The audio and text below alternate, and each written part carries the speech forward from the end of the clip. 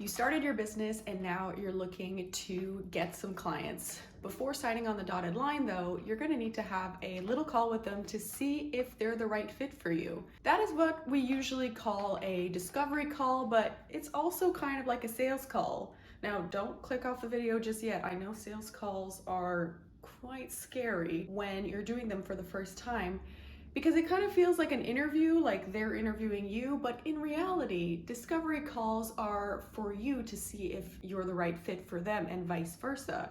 So it really is just like a chat, but you need some sort of structure to this discovery call in order to get all of your questions answered, or in order to get a really good feel of who this client is, what they're looking for, and if you're the right fit for them. Hi, my name is Bianca. I'm a content strategist and I've been working on my business for about 4 years now. And so I help with clients on content strategy and I also do Squarespace design. I've done a few discovery calls over the years and I've narrowed down 5 of my favorite questions that I love to ask on a discovery call because it'll really give you some insights into where they are in their business and what they're looking for. Question number 1 on my list, now I can't take credit for this, I actually took a virtual assistant class and they gave us a little tips and pointers on how to start a discovery call and how to kind of approach it, and I really love this question right off the bat is, tell me a little bit about your project and what are your current pain points? Basically, what made them want to book a call with you? I really love this question because you get right down to the nitty-gritty and you really get a overall look as to what they're really struggling with, what are their current pain points, and what they need help with so that you can kind of go into your discography of different services that you offer and see if you're the right fit. Number 2 on my list, and this can be asked on the call, but it can also be asked in your questionnaire. A questionnaire is something that I would recommend if you have a specific set of services and you kind of want to get an idea of what this client is like even before the call. And so one of the questions I love to ask is, what kind of platforms do they use and how comfortable they are with them? So there are a lot of different platforms out there, ones that they might use for their business and one that they might use for organizations. So things like Asana, Trello, Notion.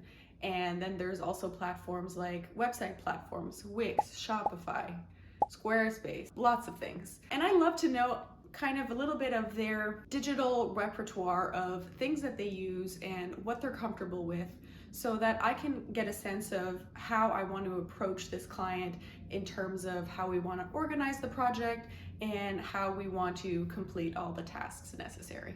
Question number 3 on my list are for most clients, but this one I love to ask for people who have a specific project in mind, whether it's for an event or they have a project that is due to end next year or something like that. I love to ask, what would have to happen for you to consider this project a success? So I love to bring them to the end of the project.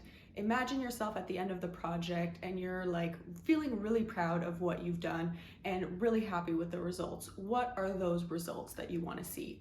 That way it gets your client really, really clear on what they want to focus on, and it also steers them into the right direction of not wanting to do a million things at the same time and kind of getting confused. Question number 4 on my list is, what is your ideal timeline? Especially if you're trying to juggle multiple clients at once, you gotta have a timeline in place. And I know that probably your timelines are gonna wanna be much stricter than maybe a client's timeline. You'll be able to kind of slot your clients in at the appropriate times depending on what their timeline is.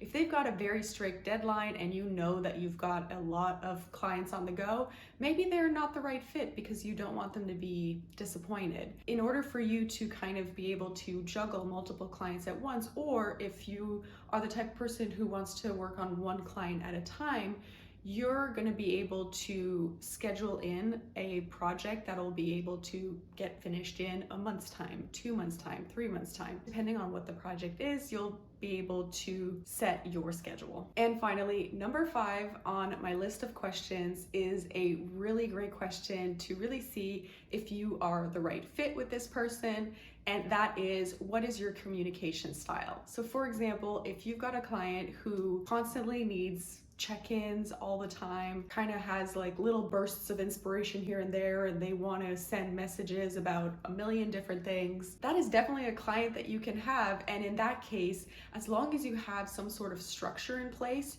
you won't feel overwhelmed by all the messages. So whether you put a Slack up so that you don't get bombarded with text, or you have some sort of plan in place where you've put those messages on mute and you dedicate some time in the day to look over them. Another client, they might not need any sort of communication at all, and they might want to check in like once a month. And so some people just like to get on a call, some people like to go on a platform, some people like to send messages.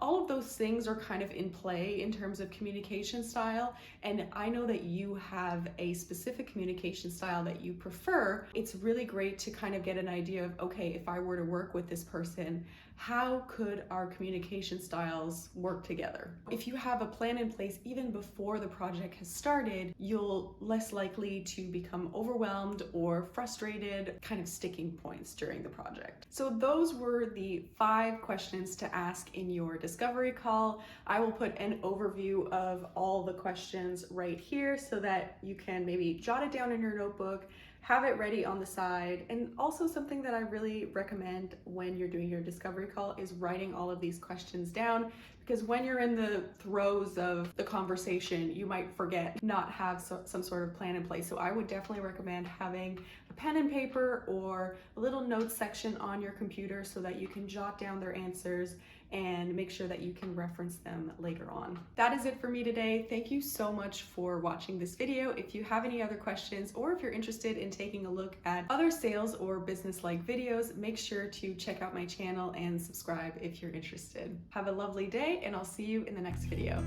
Bye.